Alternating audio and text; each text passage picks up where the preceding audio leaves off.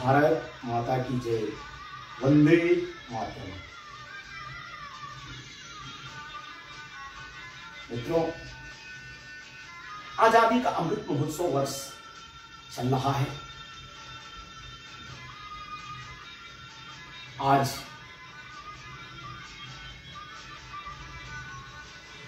26 नवंबर 1949 को भारत का संविधान बना और 26 जनवरी 1950 को लागू हुआ। यह 26 नवंबर संविधान दिवस है और आज से हम लोग संवाद में चर्चा करने वाले हैं कर्तव्य की। संविधान में मौलिक अधिकारों की जब बात होती है तो कर्तव्य की बात होती है। और भारत यह सनातन राष्ट्र है। गुलामी के कालखंड के बाद हमको आजादी मिली और हमने जिस तिरंगे की आन बान शान के साथ आजादी की वह लड़ाई लड़ी थी, उस तिरंगे को स्वीकार किया और देश का अपना स्वयं निर्मित संविधान इस लोकतंत्र को बचाने के लिए, लोकतांत्रिक प्रक्रिया को चलाने के लिए लिखा गया। कहा जाता है कि दुनिया का सबसे बड़ा संविधान भारत का संविधान है और अनेक देशों से मिलाकर के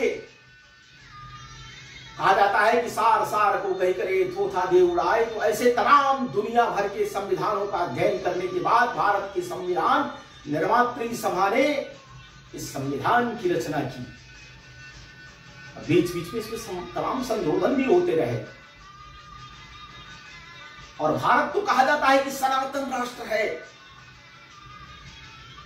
यहां पर ऐसे ऐसे प्रतापी राजा हुए जिन्होंने अपनी राज व्यवस्था को किस प्रकार से चलाया कि आज भी दुनिया याद करती है। हमने स्वर्ण युग वह देखा है, चंद्रगुप्त मौर्य का शासन देखा है, अहिल्याबाई होलकर का शासन देखा है, जहां पर किसी को कोई कष्ट नहीं था। भगवान राम की जब हम बात करते हैं तो उस राम राज्य की चर्चा निरंतर होती है। मर्यादा पुरुषोत्तम भगवान का वह राम राज्य, उसमें भी संविधान किस प्रकार से था। तो संविधान यानी भारत की जब बात होती है तो भारत में संविधान कुछ देशों में लिखित होते हैं, कुछ देशों में अलिखित होते हैं, लेकिन हमारे यहां के संविधान में भगवान राम का वह चित्र उसके अंक पर छपा हुआ है और तमाम ऐसे ऋषि मुनियों की बातों को लेकर के भारतीय संविधान की रचना हुई है। और भारतीय संविधान आज इस प्रकार का है कि दुनिया का सबसे बड़ा लोकतांत्रिक देश और लोकतांत्रिक प्रक्रिया से चल रहा है और निरंतर आगे बढ़ रहा है। दुनिया को लगता है कि भारत का वह संविधान कैसा है, भारत की वह लोग कैसे हैं, जो वसुधैव कुटुंबकम की बात करते हैं, जो सर्वे भवन्तु सुखिनः की बात करते हैं, जो सकल सुमंगल की बात करते हैं और उसका अनुपालन करते हैं। तो संविधान में हमारे कर्तव्यों की बात है और कर्तव्य में पहली जो बात है वह कही जाती है कि राष्ट्रीय मान बिंदुओं की सम्मान की बात है, राष्ट्रध्वज की सम्मान की बात है।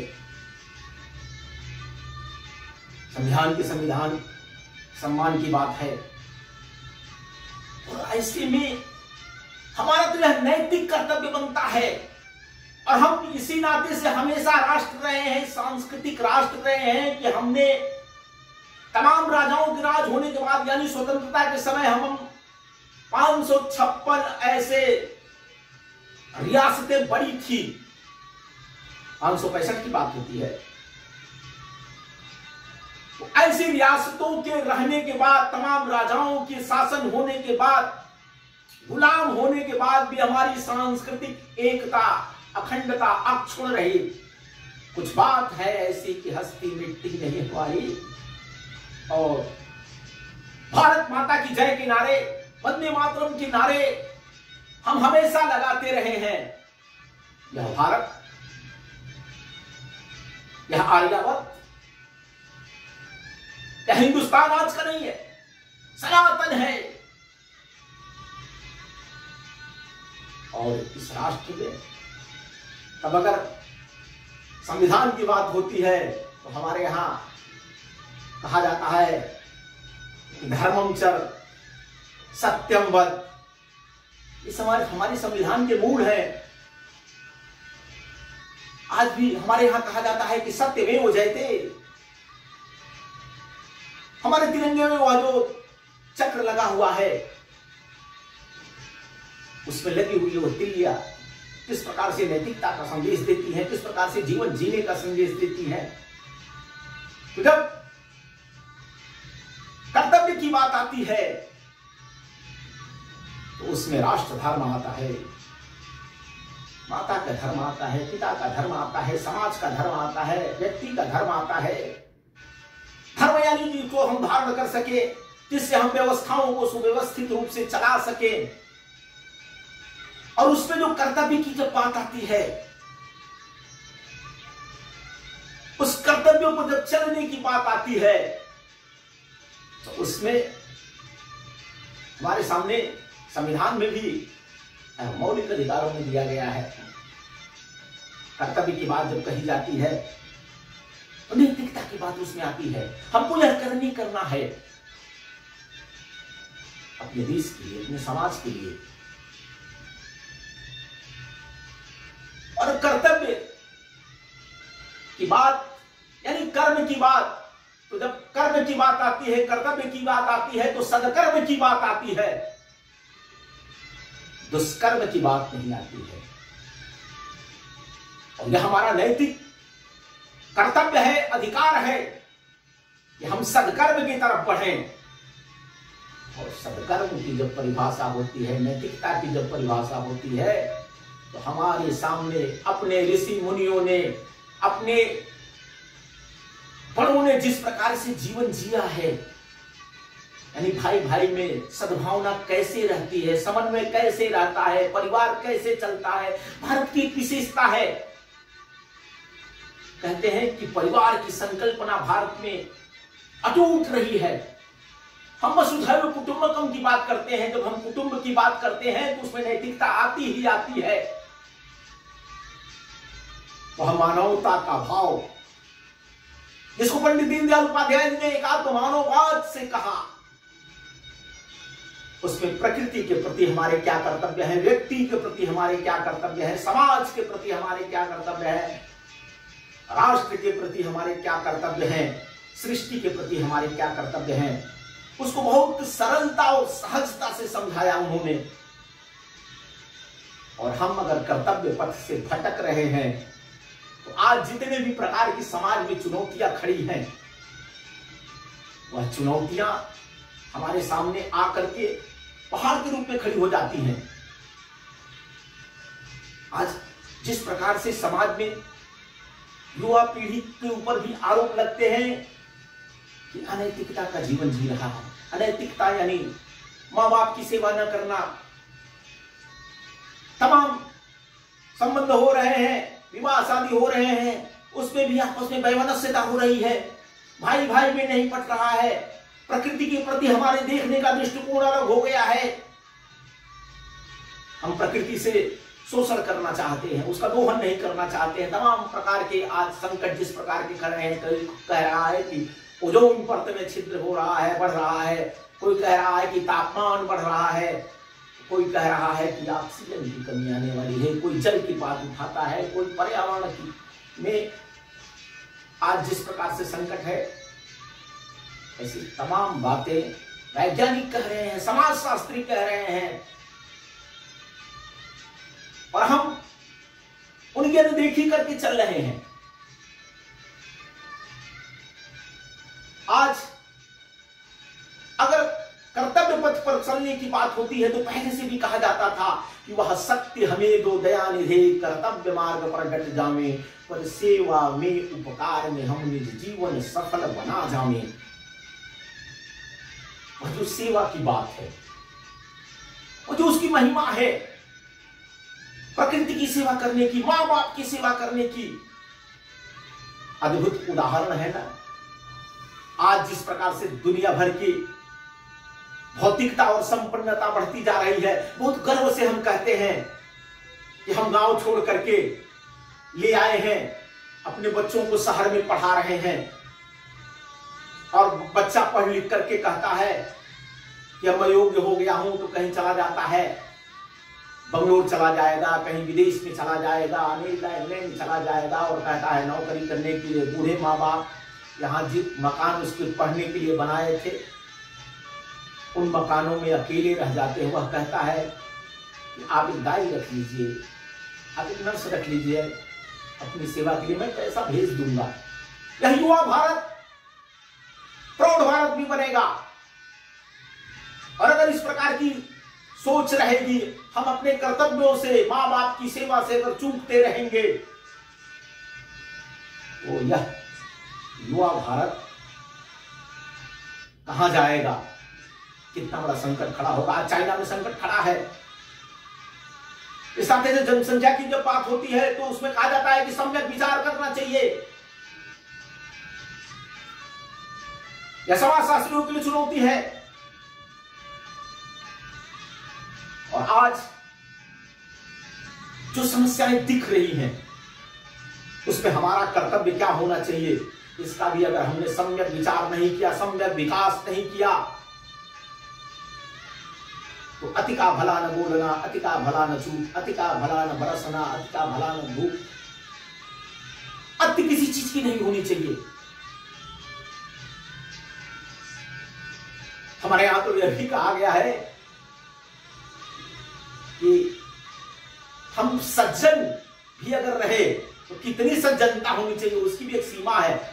कोई अत्याचार करता रहे और सज्जनता के नाते हम सहते रहे, यहां हमारे यहां कहा नहीं गया। शस्त्र और शास्त्र दोनों का यह देश है। और उसमें से अगर कोई अनैतिक व्यवहार कर रहा है, उसके लिए दंड का भी प्रावधान है। इस नाते से हमारे यहां देवी देवताओं के बात भी अस्त्र शस्त्र थे। और कहते हैं कि भगवान राम ने कहा कि विनय नमान जल जला गए 3 दिन भी, बोले राम सको भय में हो नती। तो सज्जनता कहां तक, नैतिकता कहां तक, वहां की भी सीमा है। इसलिए हमारे यहां सम्यक विचार करने की बात की गई, विवेक को लगाने की बात की गई है। नहीं तो विरोधाभास तो दिखते हैं। महात्मा गांधी ने कहा कि गांवों की ओर चलो, गांव समृद्ध बनेंगे, आत्मनिर्भर बनेंगे तो यह देश निर्भर बनेगा। वहीं अम्बेडकर जी ने कहा कि औद्योगिक विकास शहरों की तरफ है, शहरों की तरफ चलिए। आज जिस प्रकार से गांव का खेत बेच करके शहर में आने की बात है और बसने की बात, बच्चे के पढ़ाने की बात हो रही है कि यही रोजगार मिलेगा, गांव उजड़ रहे हैं, तो वह भी दिन दूर नहीं है जब हमको पुनः गांव की तरफ लौटना पड़ेगा। गांव हमारा तीर्थ बनेगा। तो हम स्वाभिमान की बात करते हैं, जो आत्मनिर्भरता की बात करते हैं, तो उसमें ग्राम हमारा देवता है, माँ बाप हमारे देव हैं। इन सब की आराधना करना हमारा कर्तव्य है। हमारा कर्तव्य पथ ऐसे ही चलता है, ऐसे ही बनता है। हमारे यहां केवल अपने मंगल की कल्पना नहीं है, हम सकल सुमंगल की बात करते हैं। सबका साथ, सबका विकास, सबका विश्वास, सबका सहभाग, सर्वे भवन्तु सुखिना। यह आज के नारे नहीं है, यह सनातन है।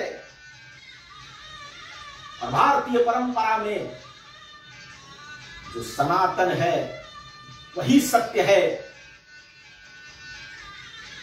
वह प्रयोग से निपटा हो, वह सत्य की कसौटी पर कसा गया है सिद्धांत। हम नए नए प्रयोग कर रहे हैं, लेकिन उन प्रयोगों को हजारों लाखों वर्षों में ऋषि मुनियों ने शोध करके रखा है समाज के सामने। हमारा विवेक होना चाहिए कि क्या सत्य है, क्या असत्य है। इतना तो अपने को समझना पड़ेगा। दुनिया में उपदेश देने वाले लोग बहुत हैं, हमारी भी बातें हम तो इस नाते से कह रहे हैं कि जो लोग कहे हैं अपनी बात को कह ही नहीं रहे हैं। हम अगर चाहते हैं कि दुनिया में सर्वे भवन्तु सुखिनः की बात हो, हमारा जीवन मंगलमय हो,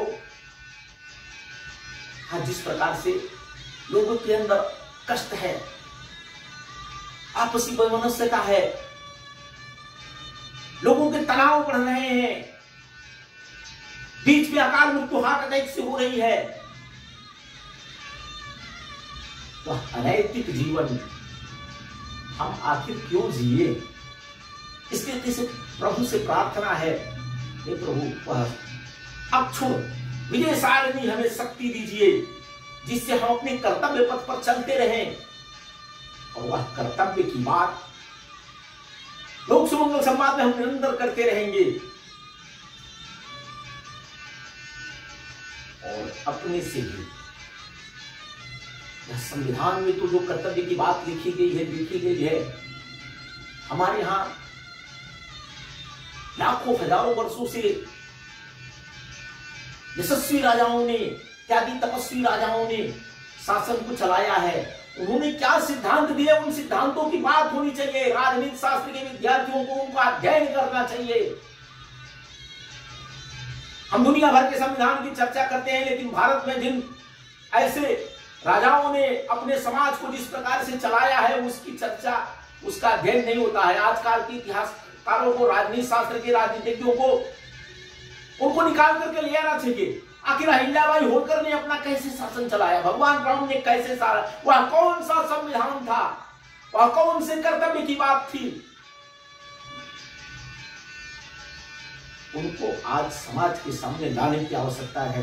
इस तरह से संविधान दिवस पर मैं अनुरोध कर रहा हूं, हम अपने कर्तव्यों की तरफ बढ़े और इस संविधान के साथ साथ